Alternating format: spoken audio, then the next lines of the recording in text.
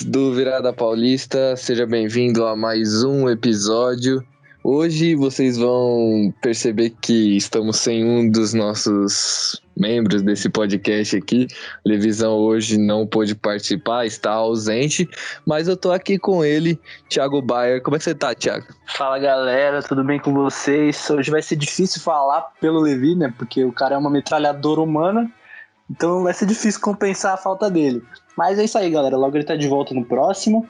E partiu que tem muito jogo dessa vez, não vai faltar nenhum dos times, né, nesse episódio. É isso mesmo, dessa vez a gente vai falar sobre os 4, né?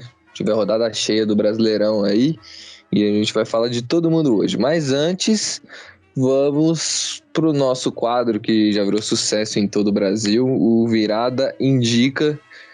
E dessa vez eu vou começar por mim mesmo. Eu vou indicar pra vocês o Podpah do Craque Neto, que tá muito engraçado, que o Craque Neto é muito engraçado. E lá ele troca uma ideia, faz uma resenha ali com o Mítico e com o Igão. E ficou muito legal. Então você que gosta de dar risada, gosta de futebol, né? Obviamente, se você tá ouvindo esse podcast e gosta do Craque Neto, vai lá dar uma conferida. E aí, Thiago, o que você trouxe aí pra gente? Isso quer dizer que o Campeta roubou a minha indicação, tava pensando clara e objetivamente nesse episódio, mas aí tudo bem, né? Então eu vou indicar outro episódio do Podpah que vem logo você não falou, né, mano? Você não falou pra mim, eu não posso prever o futuro. Você tem que ter sincronia com o seu companheiro, velho. Eu não jogo dominó pra ler o que você tá pensando. Bom, eu vou indicar outro episódio do Podpah que veio logo na sequência, que é com o Vampeta e com o Edilson, né? Dois caras que são fenomenais, tanto em campo quanto fora de campo, né? Edilson, que muitos dizem ser melhor que o Di Maria, então, ele mesmo diz isso. Então eu aconselho vocês a darem uma olhada, porque se o do Neto já é engraçado, com esses dois, meus amigos, vocês vão dar altas risadas, confiram lá. Eu acho legal que a gente, né, de um podcast humilde, indicando um podcast gigantesco como se ninguém conhecesse, né? Mas segue o jogo, né? Segue o jogo. Bom, toca a vinheta aí, editor.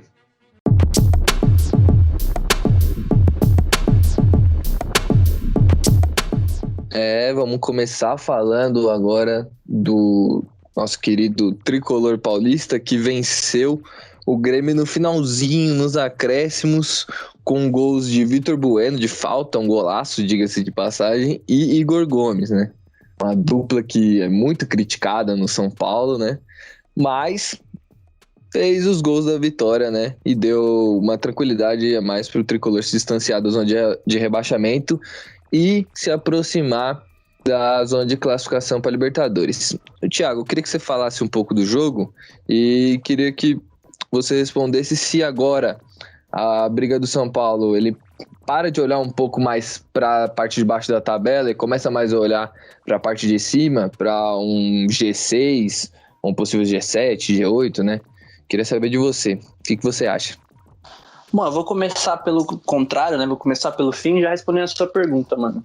É o seguinte, eu acho que o São Paulo ainda está um pouco longe de começar a pensar mais para cima na tabela. Claro que conquistou ótimos resultados, se afastou bem ali da zona de rebaixamento, mas ainda é preciso manter um pouco de calma, ainda tem muitos jogos pela frente, tem o segundo turno inteiro pela frente, então acho que o São Paulo primeiro precisa estabilizar essa situação boa que está vivendo, e aí depois começar a pensar na Sul-Americana, depois talvez, quem sabe, numa vaga indireta para Libertadores, que eu acho que é o máximo que o São Paulo consegue nesse campeonato, até por conta do débito que o São Paulo fez até agora, né? Realmente não foi um começo de campeonato muito bom, e aí você tentar recuperar isso agora no meio já é um pouco mais difícil, mas eu acredito que ainda dá para se manter essa constância de bons jogos, talvez pensar em uma classificação indireta ali para Libertadores, porém ainda é um pouco cedo para isso.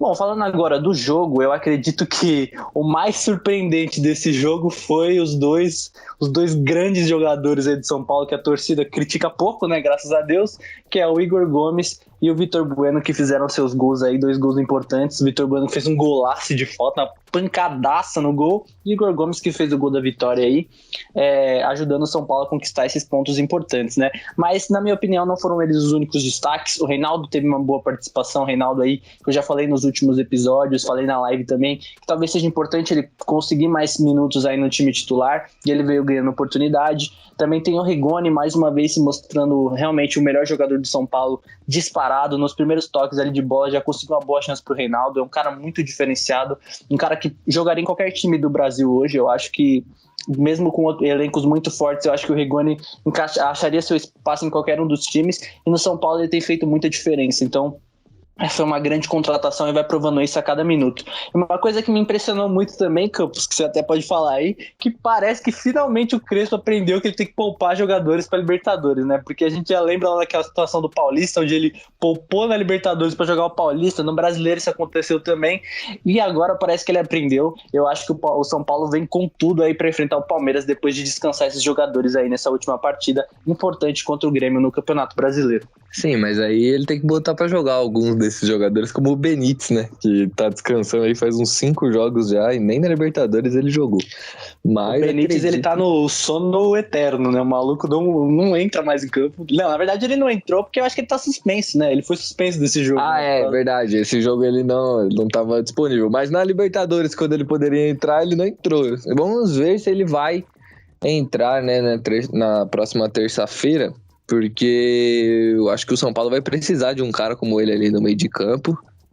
E o São Paulo conseguiu uma vitória aí com os reservas, claro, contra um time que não tá tão bem, mas não deixa de ser um grande time, que é o Grêmio, tem jogadores bons, apesar de a fase não estar nada boa.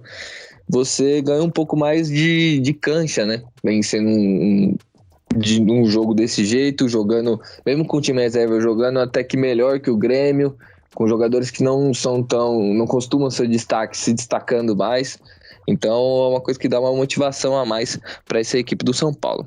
Deixa eu fazer um último comentário, Guilherme, sobre esse jogo aí. Sobre esse jogo não, mas sobre um contexto todo aí do São Paulo. É impressionante como o Thiago Volpi ele tem a capacidade de tomar golaço, né? É incrível isso. Não que seja sempre culpa dele, óbvio que não, mas é um cara que chama golaço, né? É incrível. Ele é sempre um gol mais bonito que o outro que ele toma, né? Impressionante. Mas eu ainda acho que ele é o melhor goleiro aí que o São Paulo teve depois do Rogério Ceni, sem dúvidas. Ele é bom goleiro, né? Só é azarado, ele é meio que chama gol, né? A gente pode falar até que não quer dizer que ele é um goleiro ruim, mas ele chama gol. Bom, vamos falar agora do Palmeiras, né? Que foi duelar contra a equipe do Atlético Mineiro lá, o primeiro colocado contra o vice-colocado, e acabou saindo derrotado num jogo bem polêmico pela expulsão do Patrick de Paula. Até a expulsão do Patrick de Paula, o Palmeiras conseguia neutralizar um pouco as ações do Atlético Mineiro, até que conseguia chegar um pouco e machucar a zaga da equipe do Atlético Mineiro, não muito, mas um pouquinho. E aí depois da expulsão do Patrick de Paula, o Atlético Mineiro começou a tomar conta do jogo. Eu queria saber de você, o Thiago, né? Só tem você hoje, né? O Levisão não tá acompanhando a gente, mas fala aí, o que você achou do jogo e se você achou justa essa expulsão do Patrick de Paula?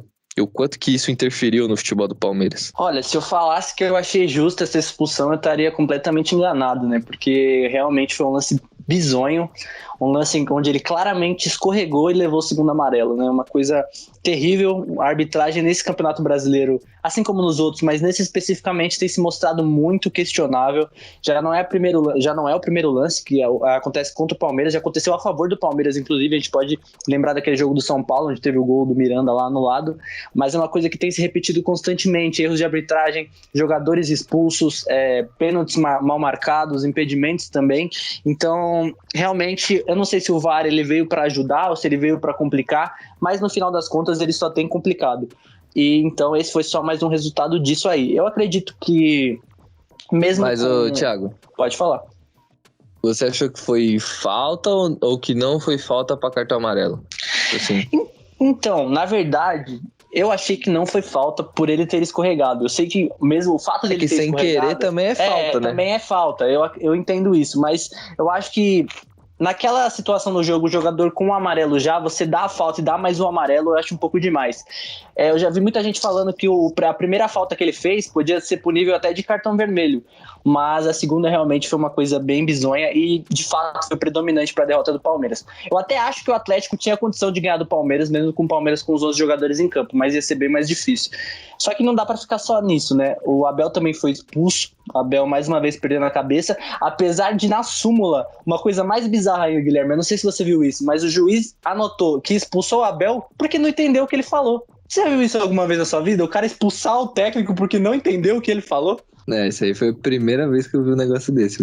Mas mais uma, né, das peripécias da arbitragem, né? Mas enquanto a arbitragem ela não for profissionalizada aqui no Brasil, a gente vai ver só essas palhaçadas aí mesmo. Realmente é muito complicado, né? E o árbitro muitas vezes não tem que se explicar ao final da partida porque eles tomam esse tipo de atitude, então a gente vai acabar convivendo com isso mesmo. Mas então, falando do jogo especificamente, eu acho que o Palmeiras foi mal, de qualquer só forma. pra falar mais uma coisa de arbitragem, recentemente teve o lance do Lisca lá contra o São Paulo, que ele foi expulso sem falar nada, e a câmera do Vasco flagrou que ele tava quieto e do nada expulso. Foi impressionante aquilo ali, eu fiquei abismado, né? Quando eu vi aquilo ali, porque realmente é revoltante. Foi um lance abismal, como diria o nosso querido comentarista Levi, que não está presente hoje. Mas realmente a arbitragem precisa ser revista porque tá uma coisa bem desagradável e bem feia de se assistir. Mas então, realmente o Palmeiras não jogou muito bem mesmo, faltou muita coisa pro Palmeiras, faltou compactação. É claro que com um time com um jogador a menos é difícil, mas a zaga do Palmeiras perdeu muita bola também, principalmente na velocidade. Eu vi o Felipe Melo e o Gustavo Gomes correndo atrás dos atacantes, muitas vezes sem conseguir acompanhar, e aí a situação foi só ficando pior conforme saiu um, saiu dois, saiu todos os gols possíveis que o Atlético tinha para fazer, até não conseguiu fazer mais e poderia ter feito mais, mas acabou parando até numa boa atuação do Everton e depois consequentemente do Jailson, que entrou no segundo tempo. Então eu acho que foi mais ou menos isso que aconteceu no jogo. O Palmeiras poderia ter feito um pouco mais, e aí quando teve um jogador a menos ficou ainda mais difícil e acabou saindo derrotado, e o prejuízo é muito grande porque o Atlético agora tomou bem a liderança do Campeonato Brasileiro e o Palmeiras agora vai ter que correr muito atrás desse prejuízo. E vamos ver aí o que o Abel Ferreira vai aprontar para os próximos jogos, ele que mais uma vez está suspenso. E esse foi o Palmeiras no final de semana. O Palmeiras agora que está a 5 pontos do Atlético Mineiro, né? Vai enfrentar o São Paulo, vai com um resultado bem amargo, né? Para enfrentar o São Paulo no Allianz Parque. Mas vamos mudar um pouquinho de assunto, agora vamos falar do arquirrival do Palmeiras, o Corinthians.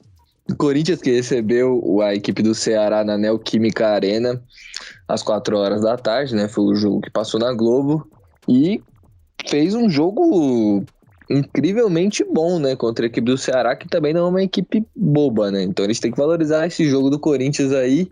E teve show do Adbala, né? O promessa aí da base do Corinthians, que tá se destacando cada vez mais nos jogos, e o Renato Augusto estreou metendo um golaço. Ainda teve um golaço da equipe do Ceará também, a gente tem que ressaltar, mas o Corinthians fez uma bela partida contra o Ceará. E Thiago, você acha que o torcedor corintiano pode ter esperança de respirar melhores ares agora com a chegada desses dois jogadores, Juliano e Renato Augusto, que parece que a chegada deles dá um gás no Corinthians para poder conseguir fazer bons jogos? Bom, eu acho que é inevitável você ter alguma esperança a mais que esse time do Corinthians possa evoluir, até pelos últimos 2 jogos que fez. Esse jogo contra o Ceará foi sensacional, a atuação do Corinthians, principalmente nos primeiros 45 minutos, e também vem de uma atuação boa contra o Santos também. Mas eu ainda acho que é preciso ter um pouco de cautela. Os dois jogadores ainda estão numa questão física um pouco abaixo e tendem a melhorar. Mas se der para analisar isso de um lado bom, é que se eles estão numa condição física abaixo, já fizeram uma grande diferença no time do Corinthians, o que eles não vão poder fazer quando estiverem aí com seus quesitos físicos bem alinhados? Então, eu acho que é uma coisa que a gente vai ter que esperar um pouquinho para ver, e tem que ter um pouco de calma também para deixar os dois mais à vontade e irem evoluindo e levando o time mais para cima do campeonato. Mas eu acho que a principal diferença que os dois fazem no time é no quesito de mentalidade. O Corinthians muitas vezes olhava no meio de campo, os jogadores estavam completamente perdidos. O Rony com o Juliano foi outro cara. O Rony sem o Juliano era um cara que não sabia se ia para frente, se voltava para trás, se tabelava com quem. E o Juliano já conseguiu dar um pouco mais de tranquilidade pro Rony, fazer o Rony pensar um pouco mais no jogo. O Juliano foi um cara que não apareceu muito no jogo contra o Ceará, mas ele é um cara que facilita muitas jogadas. Ele busca a bola atrás, ele se precisar dá um drible, clareia a jogada, e isso ajuda muito o meio de campo e o ataque do Corinthians também. Mas o que mais me deixou abismado com essa atuação do Corinthians foi que o Corinthians jogou bem antes da entrada do Renato Augusto. O Corinthians jogou muito bem os 45 minutos. Claro que o Juliano já estava ali, e é evidente que ele foi o fator fundamental para isso, mas o time jogou muito bem. O Watson jogou muita bola. O cara fez 2 gols, mas a todo momento ele buscava o jogo. O Watson é um cara diferente. O Watson é um cara que não se esconde do jogo. É um cara que é bem mirradinho, né? Um cara bem fraco ainda fisicamente, mas ele não tem medo de partir para cima. E ele tem feito a diferença nisso, né? O cara foi lá, buscou o gol, fez 1, fez 2 e poderia ter feito o terceiro, mas não conseguiu.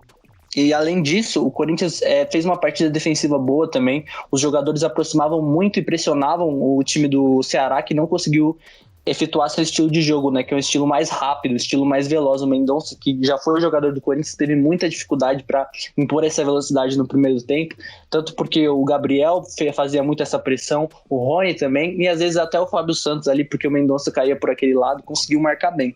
Então eu acho que a atuação no primeiro tempo do Corinthians assim foi excepcional. O time jogou muito bem e venceu esse primeiro tempo por 2-0 merecidamente. Poderia até ter feito mais se o Watson tivesse feito aquele gol que ele driblou o goleiro e acabou perdendo a oportunidade.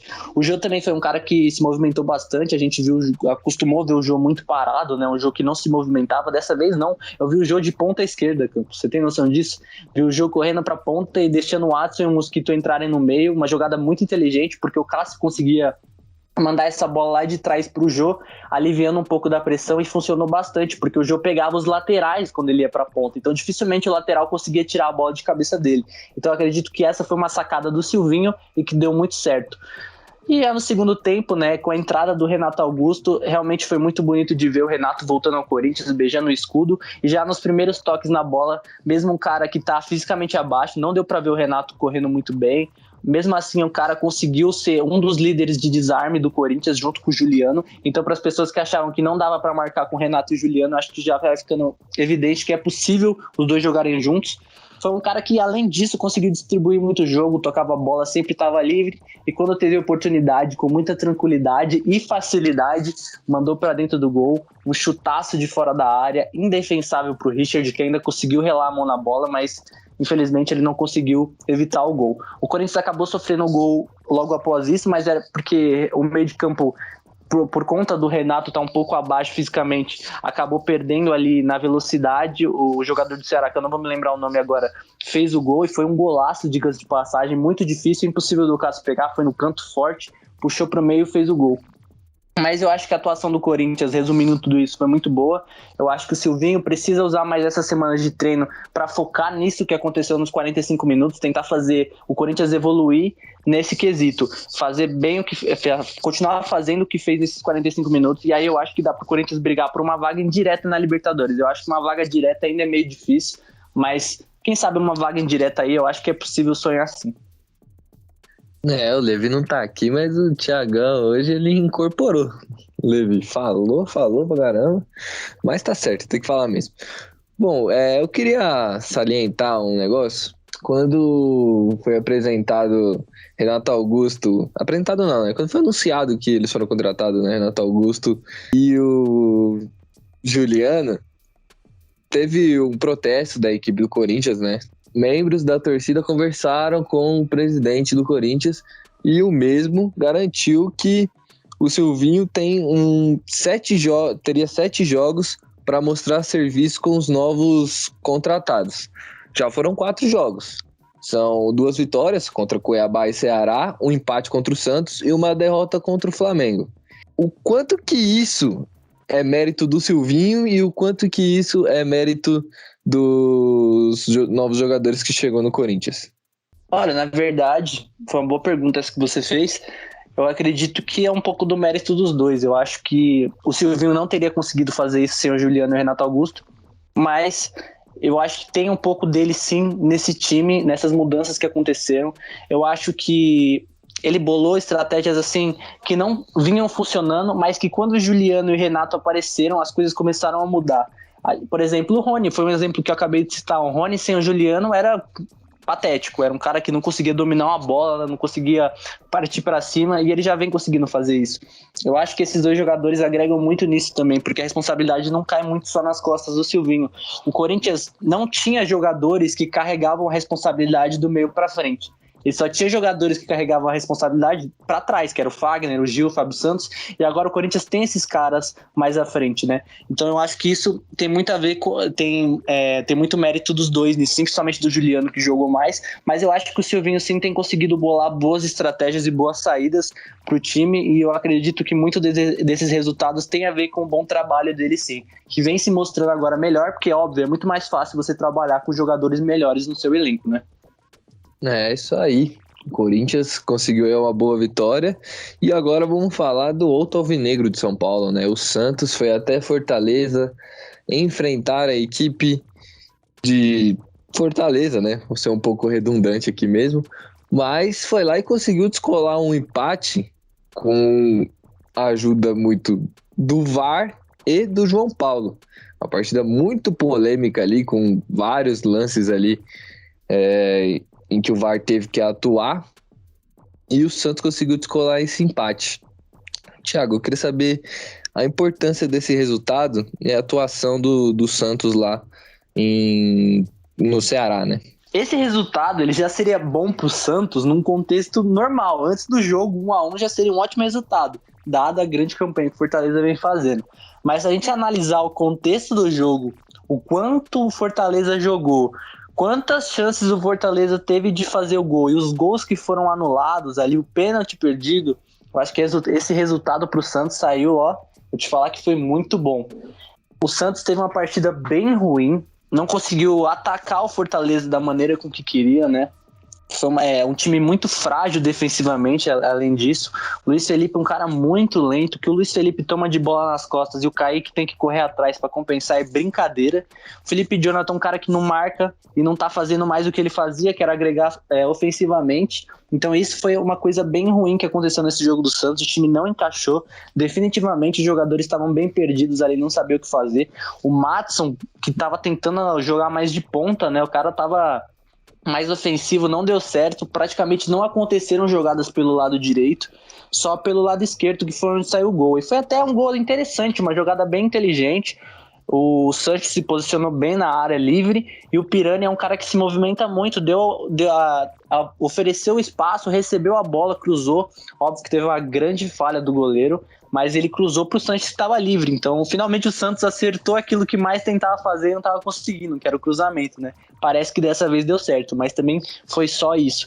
Daí para frente o Santos não conseguiu oferecer mais riscos, era essa a palavra que eu estava querendo falar agora há pouco, não conseguiu oferecer mais riscos ao Fortaleza.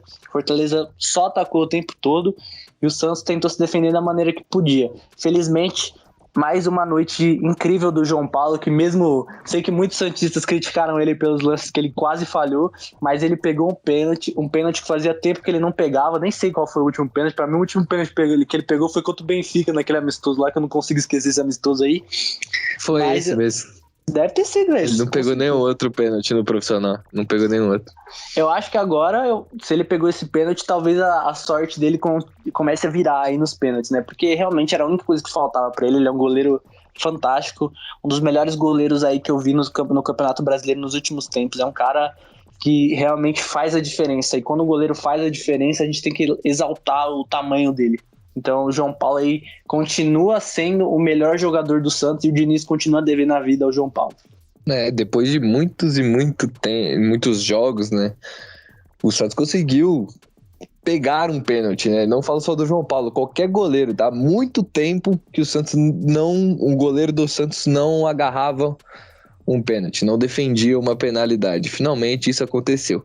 E a gente destaca, né, o João Paulo novamente, mas também liga ali o pisca-alerta, né? Porque a luz vermelha, né, no caso, porque tá começando a ficar preocupante, né? Já não é a primeira vez não é a segunda e não é a terceira, que o melhor jogador do time é o goleiro. E quando isso acontece, quer dizer que os jogadores de linha não estão se entendendo. A gente tem que criticar um pouco a qualidade dos jogadores? Tem. Não são grandes jogadores que o Santos tem hoje do seu plantel. Mas, sério, eu não vejo uma diferença tão grande de elencos do Santos e do Corinthians, que não estava apresentando futebol, agora começou a apresentar, para um time do Fortaleza, ou para outro time que é mais modesto, está jogando bem, o Fluminense, que estava fazendo bons jogos. Não vejo tanta diferença, mas os técnicos não conseguem encaixar ali futebol, e o Diniz tem culpa nisso, sim, porque ele tentou mais uma vez uma escalação que não deu certo, sem centroavante novamente. O Marcos Guilherme fez uma partida bem mais ou menos. Pra falar a verdade, ele fez uma partida praticamente nula, não fez nada. Eu não entendo porque ele está em todos os lugares do campo, ele estava cobrando tiro de meta. O seu atacante cobrar tiro de meta, pra mim, não faz sentido. Tu perde uma referência dentro da área, fica um buraco na direita, porque o Sanches não é ponta direita. Ele não consegue dar um apoio que um jogador aberto ali da posição daria, apesar de ser um cara muito bom, mas ele é um cara muito bom fazendo isso que ele fez no gol, se posicionando dentro da área, chegando como elemento surpresa, um cara que é um colaborador, já falei isso várias vezes. O Diniz insiste em abrir ele na direita, e aí fica muito centralizado as jogadas no Lucas Braga, que fez um jogo até que ok, mais um jogo ok do Lucas Braga, não foi nada de outro mundo, mas comparado com os outros jogadores de linha. Agora a gente tem que destacar uma péssima partida do Felipe Jonathan de novo, né? Insistindo em cruzamentos e com a perna direita, que não é a boa dele, ele faz isso direto. É impressionante. Mas eu não entendo. O Moraes entrou, né, no jogo, e o Felipe Jonathan foi pro meio. Eu não entendi essas mudanças aí que o auxiliar do Diniz, eu me esqueci o nome dele agora, mas ele fez aí na equipe do Santos. Mas o Santos conseguiu um resultado meio que no sufoco. Vamos ver o que vai acontecer quinta-feira contra o Libertad lá no Paraguai. Já que o Santos tem a vantagem de 2-1, mas se tomar 1-0, o Libertad tá classificado. É isso aí, rapaziada. Eu espero que vocês tenham gostado de mais um episódio. Hoje, já falei várias vezes e reitero porque é importante, televisão não pôde estar com a gente aí, tá fazendo os compromissos dele, imprevistos acontecem, e é isso aí. Thiago, se despede da galera. É isso, gente, eu me despedi rápido porque os cachorros estão latindo na rua. Muito obrigado aí por tudo e até o próximo episódio. Falou. É isso, pessoal. Muito obrigado. Falou.